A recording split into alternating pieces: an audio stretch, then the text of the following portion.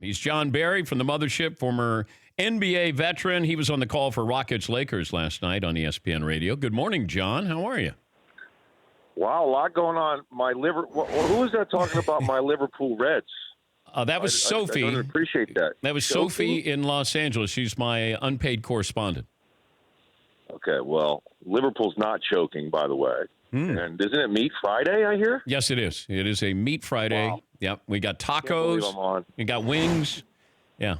We've got Meat Friday songs. We've got it all. And we've got some issues with refereeing last night with Scott Foster out to get James Harden, apparently, or James Harden out to get Scott Foster. Let me play what Harden had to say after the game. He had 4 charging fouls. This is what he had to say about Scott Foster. I never really talk about officiating or anything like that, but just rude and arrogant. I mean, you aren't able to talk to him throughout the course of a game, and it's like, how do you build that relationship with officials? So, and it's not even that call. Like, it's just, who he is on that floor. It's pretty frustrating. And I mean, and I'm probably gonna get hit, but honestly, I don't really say anything. I'm probably a pretty quiet guy to myself, but it's one of those things where you can't voice your opinion. You can't have a conversation with someone that's officiating the game, and then you're getting attacked. It's pretty sad. You feel like it's a personal issue? Yeah, for sure. For sure, it's personal. For sure. Like, I don't think you should be able to even officiate our games anymore. Honestly. Do you think this is a perceived slight by Harden, or it's real? Well, Scott Foster, if I'm not mistaken, had an issue with Chris Paul last year. Yeah. When I think Chris Paul said something like, people are paying to see Scott Foster play or officiate. So there's some beef there. No, I mean, come on. I know Scott Foster is one of those guys that is not embracing a lot of conversation with players, and that's just kind of the way it is. I mean, we've had officials throughout the years that have been like that. There were nights when Joe Crawford, who's one of the great officials we've ever had, that you just simply don't talk to him. So if you know that on that given night, you just don't do it. And that's up to the players. They should know that. And whatever. I sat there, I watched. There were 4, charging calls against Harden that I thought 3 of them were poor calls. But that's the way it goes. And to see 2 guys foul out of the best players, though, I was wondering, when's the last time you've seen that in the NBA?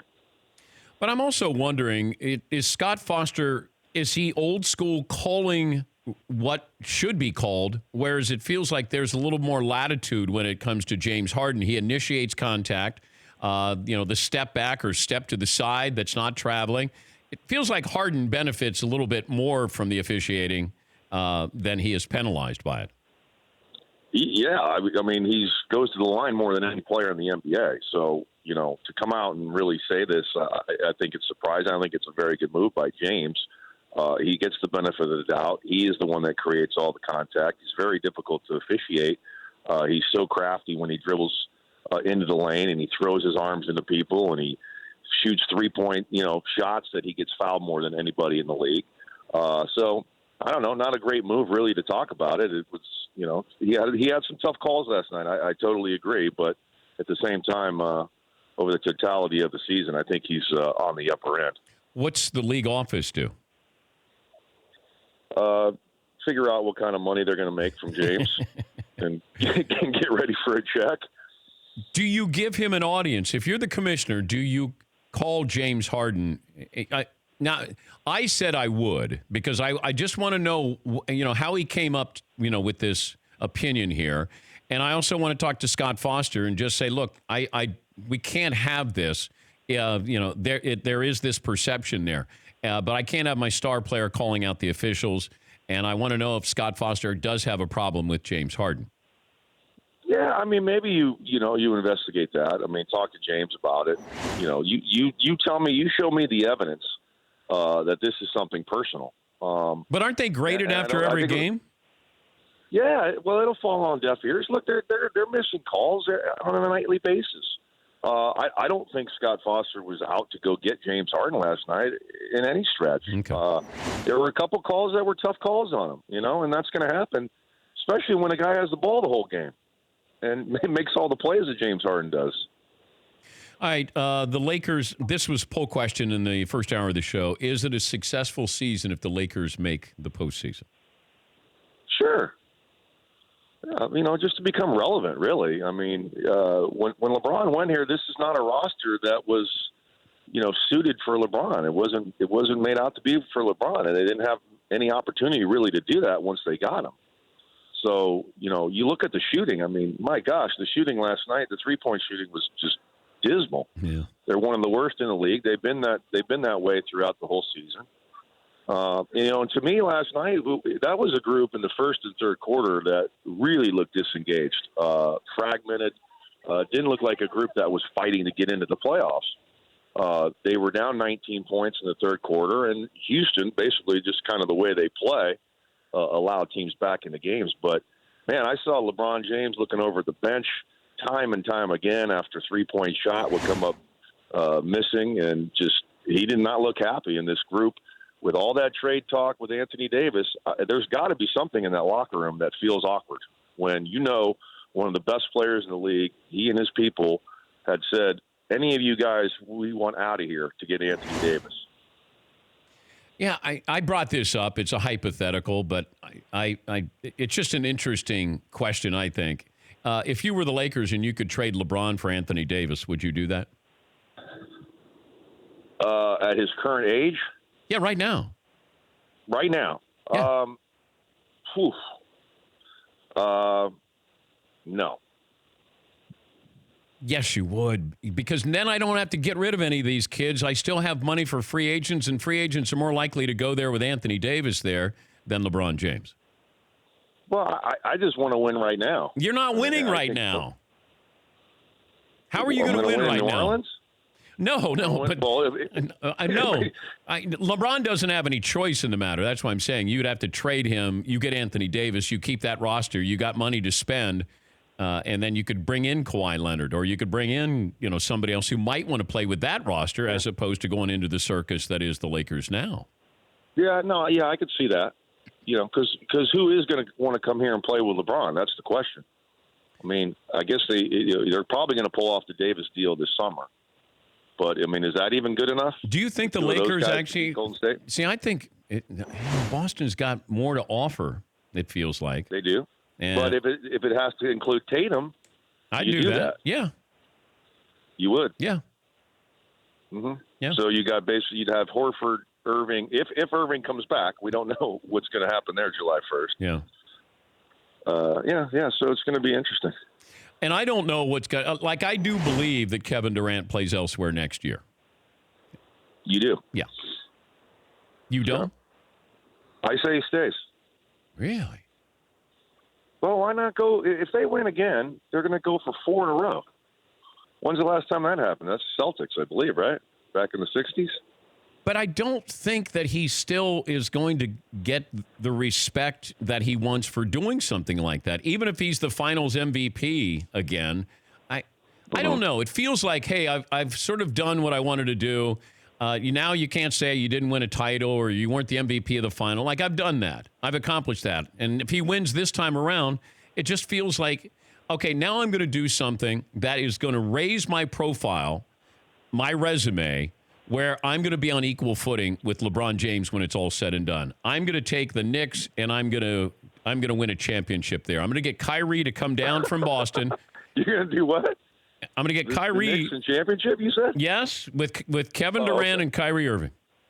And Zion. Okay. All right. That's maybe. I'm just throwing that out there. I think I think he's sensitive, too sensitive. I think being labeled the guy who ruined the NBA, I think it affects him. And I think that he wants that next challenge to be able to do something that will really mark his legacy. I felt that from the beginning of the year, that I didn't think he was going back to Golden State. Okay, so go to New York. They'll be easy on him there. Well, they'll be easier from the standpoint of they're desperate. They're welcoming him in. The rest of basketball, the fans have a problem with Kevin Durant with Golden State. Nobody's going to have a problem with him there, and they'd probably root for Kevin Durant if he went to the Knicks. Yeah, I mean, the media would be nice and sensitive to him, I'm sure. I mean, if they have Irving and Zion, they're going to want a championship next year. Okay. Okay. Well, good luck. If I put Durant and Kyrie and Zion Williamson on the Knicks right now, next season. Mm-hmm. Yeah. Why are you salty today? What happened here? I'm not salty. It feels like you're just wondering salty. Why would Kevin Durant leave a situation like Golden State? Like the guy's killing it off the floor. He's owning Silicon Valley. He's got a $400 million Nike deal. What his legacy is what? I mean, the guy is unbelievable. I have no problem with him going to Golden State. Do you think he could win 5 titles in Golden State, and he's not going to be considered better than Kobe or LeBron? Some of these other guys, right? Probably not. No, no. But, I mean, is he going to lose any sleep over that? I don't know. It feels like he loses sleep over little things, though, John. He's a sensitive guy. Yeah, he is. Just like you. If that's going to make him, the bottom line is he's going to do what makes him happy, and if that's moving on to a inferior team and trying to bring them to prominence, then so be it. Yeah. Or if he wants to stay, whatever. Oh, I don't have a problem if he stays. I just think if he's not going to help LeBron, so he's not going to go to the Lakers. And I just thought if he does leave, he's not going to go back to his hometown in Washington, D.C. The Knicks, I don't think. If the Knicks, whoever wins the lottery, I'm curious what that will do for possible free agency of, wanting to play with Zion, or that opportunity to have somebody young who can come in and all of a sudden, there's great interest there and you're relevant if you're a bad team. Yeah, no, I mean, the NBA is all about reality TV now, right? I mean, the summertime is what we're all worried about. We can't wait to see who's going where and what's going to happen. I mean, it's like the Kardashians all over again. You sure you're not salty today? You all right? No, I'm not. I'm enjoying myself. I mean, okay. Meat Friday. I had a song that I was thinking about for Meat Friday. All right, I'm ready. You're going to sing it? Well, I'm a horrible singer. But honestly. that's okay. I did karaoke when I was 18, and they had a tape of it, and they gave it to me the next day when I woke up hungover, and I've never done it again. All right. It was awful. So Lionel Richie, right? Hello? You know the song? Yeah. Okay. So is it me you're looking for, but is it meat we're looking for? I like it. We're off to a good start. I mean, it's okay, right? I mean, yeah. All right, let me hear it. Yeah. Is it meat? Is it hello? Is it meat we're looking for?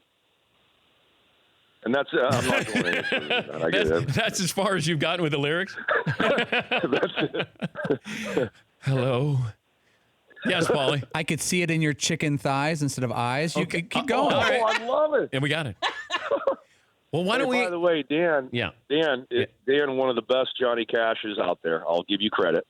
You remember us in Utah? Do I? You and I went in Utah. You remember? I don't remember. Okay, well, you sang on the stage at Utah at a bar that turned out to be all guys when we looked around.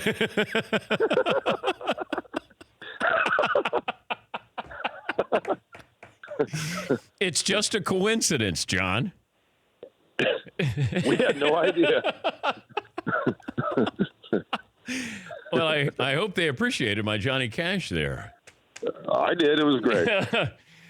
By the way, I'd love to get a day at Pebble with y'all next year. That looks like a blast. We should come out. You think I could sit at the back of the range for a day? Yeah. Yeah. Yeah, that'd be cool. Just that'd be cool. Bang balls, and Faldo stops by, and Jordan Spieth, and Rory, and yeah, no, they were great. I mean, the Faldo Sergio deal was fantastic.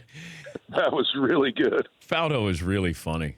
He is. Is he? Yeah. I love him on the air. I think he's great. His sense of humor, he's really good. We're going to work on that. He wasn't very well liked. No, he wasn't. He was playing. But I don't think he cared about being liked. Yeah, no. Well, he was pretty damn good. Yeah. Yeah, I think he was out there to win. He wasn't out there to make friends. All right, I have to go. It's Meat Friday. Yeah.